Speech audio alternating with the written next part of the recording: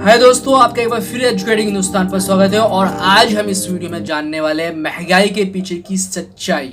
महंगाई के पीछे की सच्चाई क्या है, यानी कि इन्फ्लेशन का सच क्या है। क्या वाकई इन्फ्लेशन एक बुरी चीज़ है? क्या वाकई महंगाई का बेरोजगारी से कोई संबंध है?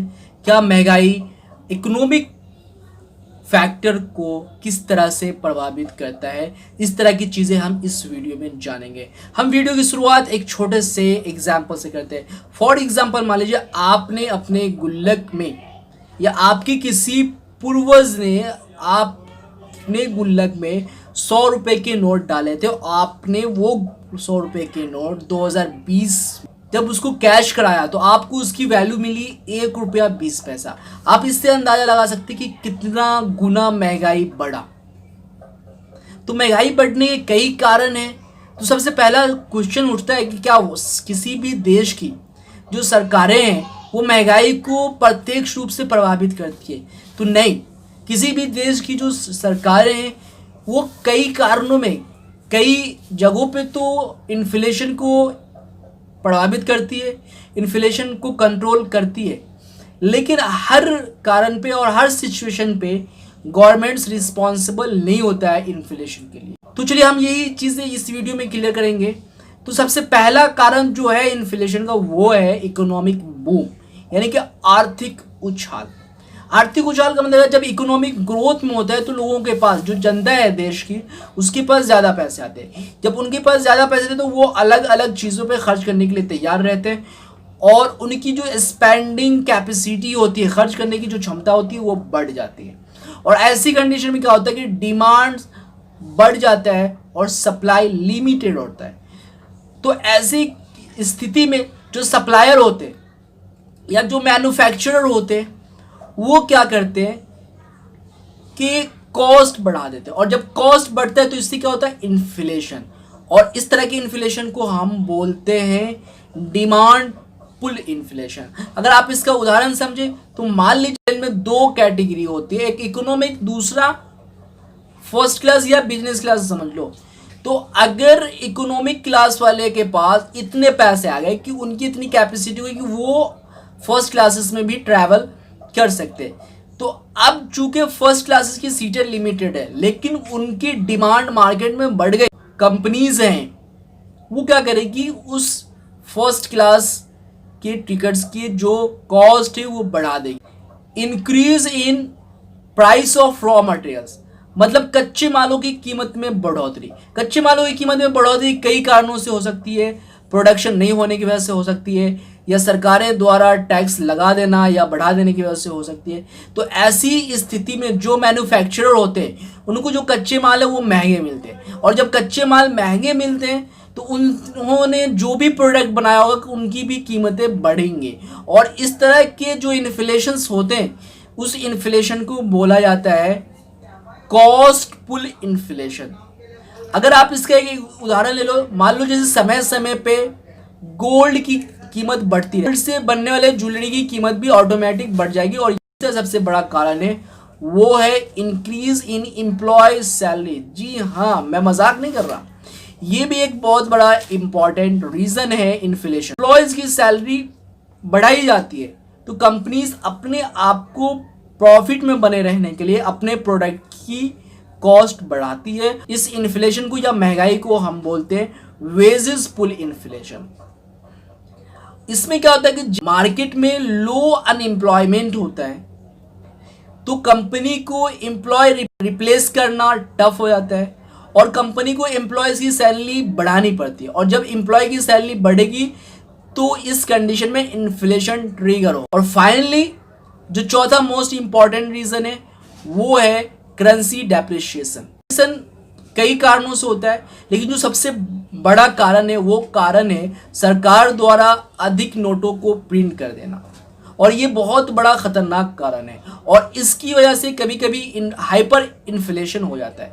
अगर हम बात करें अभी की तो वेनेजुला में ये चीज़ें देखने को मिल रही है और 2008 में जिम्बाब्वे में देखने को मिला था। हमारे देश में इन्फ्लेशन यानी महंगाई 10% भी बढ़ जाती है तो हम बोलते हैं कि हमारे देश में कितनी महंगाई हो रही है। आपको जानकर ये इस बात का आश्चर्य होगा कि 2016 से लेके 2019 के बीच में वेनेजुला में जो हाइपर इन्फ्लेशन हुआ था 5 करोड़ % तक महंगाई बढ़ा था।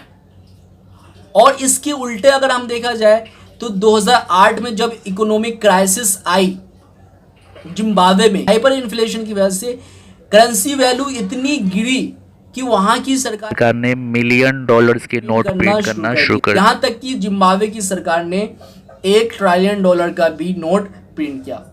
और सबसे हैरानी की बात तो यह है कि उस $1 ट्रिलियन की वैल्यू सिर्फ $1 के बराबर थी।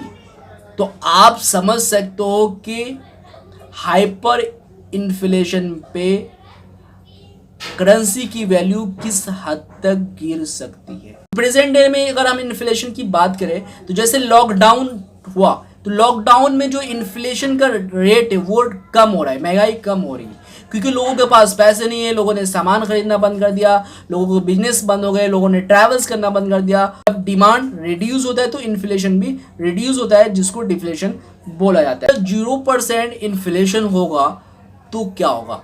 तो ये चीज़ें कहीं ना कहीं तो सुनने में अच्छी लग रही कि हाँ अच्छी बात है, 0% इन्फ्लेशन होगा तो चीज़ें महंगी नहीं होंगी, हम आसानी से हर चीज़ अफोर्ड कर सकते हैं। लेकिन आपको इस बात का भी ख्याल रखना पड़ेगा कि 0% इन्फ्लेशन जो है वो ज़्यादा अच्छा नहीं है। अगर हम 4 कारणों को समझें, जो कारण ने मैंने आपको बताया, पहला कारण था डिमांड पुल इन्फ्लेशन, दूसरा कारण था हमारा कॉस्ट पुश इन्फ्लेशन, तीसरा कारण था वेजेस पुश इन्फ्लेशन और चौथा कारण था करेंसी डेप्रिशिएशन।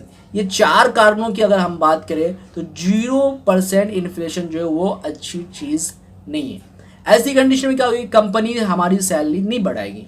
दूसरा, इसके लिए इन्फ्लेशन हमेशा पॉजिटिव में रहना होता है। जब भी सैलरी तभी बढ़ेगी जब इन्फ्लेशन पॉजिटिव में होगा, जब इन्फ्लेशन नेगेटिव में होगा या 0 में होगा तो सैलरीज नहीं बढ़ेगी।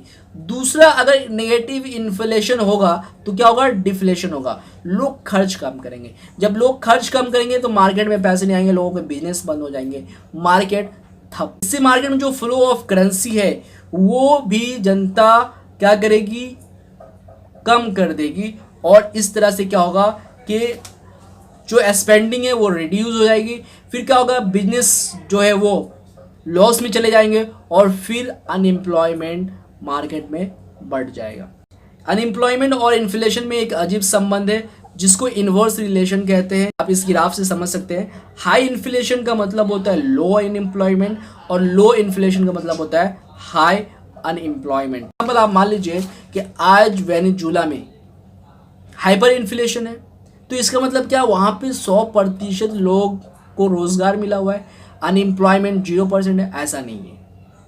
वहाँ पे भी अनएम्प्लॉयमेंट चीज़ है और ये हाइपर इन्फ्लेशन की कंडीशन में काम नहीं करती। कई राजनीतिक कारण की वजह से ये हाइपर इन्फ्लेशन होता है।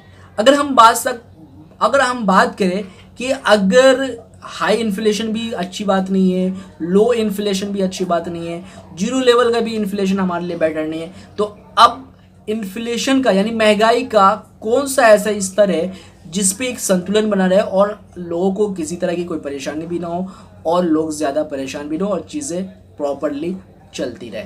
तो यानी कि ऑप्टिमम लेवल क्या होना चाहिए। अगर डेवलप कंट्रीज की बात हम करें तो डेवलप कंट्रीज के लिए वो होती है 2%। जो सेंट्रल बैंक्स होते हैं कंट्री के, वो ये डिसाइड करते कि उसके देश की जो इन्फ्लेशन रेट है वो कितनी। उनके यहाँ इन्फ्लेशन कम होती है तो वो 2% के हिसाब से इन्फ्लेशन बढ़ाएंगे और अगर इन्फ्लेशन ज़्यादा होता है तो वो उसके हिसाब से कम करेंगे। वो अपने इन्फ्लेशन को कंट्रोल करने के लिए जो उसका ऑप्टिमम लेवल है वो 2% है।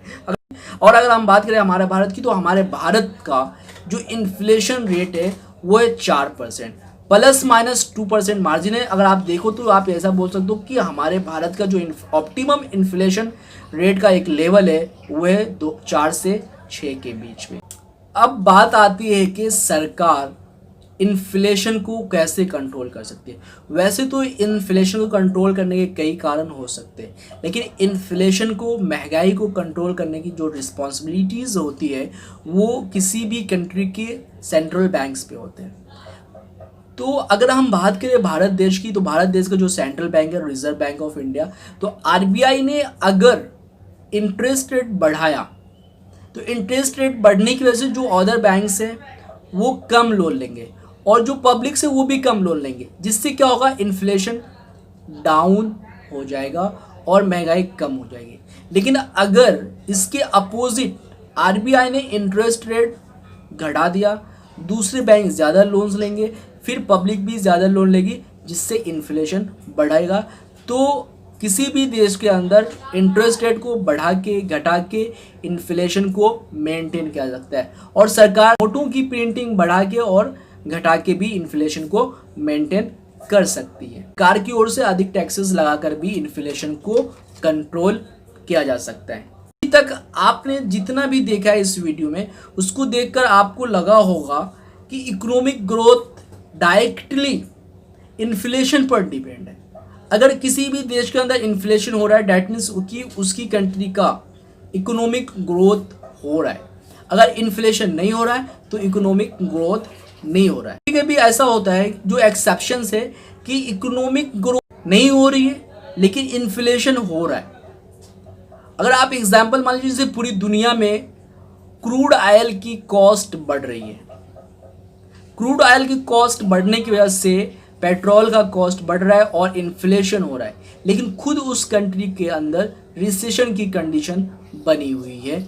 ये इसका एक बड़ा एग्जाम्पशन है। दूसरे एग्जाम्पशंस की अगर हम बात करें तो वो समय काल था 1870 से लेकर 1890 का, अमेरिका के अंदर देखने को मिला था। और इस समय क्या हो रहा था कि जो महंगाई का लेवल था वो 2% की दर से कम हो रहा था, यानी कि इन्फ्लेशन रेट डाउन हो रही थी 2% के हिसाब से, लेकिन वहाँ की जो इकोनॉमिक बूम थी वो बढ़ रही थी, वो रेगुलर बढ़ रही थी, क्योंकि वो एक टेक्नोलॉजी एरा था जहाँ पे टेक्नोलॉजी ग्रोथ कर रही थी और टेक्नोलॉजी प्रोडक्टिविटी होने की वजह से वहाँ पे बिजनेसेस बढ़ रहे थे, लोगों के पास पैसे आ रहे थे, लोग बिजनेस लगा रहे थे। तो ये एक ऐसा टाइम था जहाँ पे टेक्नोलॉजी की वजह से जो प्रोडक्टिविटी बढ़ी उसने उस समय के डिफ्लेशन को भी कंपनसेट कर लिया था। अगर हम बात करें कि कॉन्सिक्वेंसेस ऑफ इन्फ्लेशन, महंगाई का क्या परिणाम निकलता है, वैसे महंगाई देखा जाए तो पर्सनल रूप से अच्छी चीज़ नहीं है, क्योंकि लोगों के पैसे की कीमत डाउन होती जाती है, चीज़ों की कीमत बढ़ती है।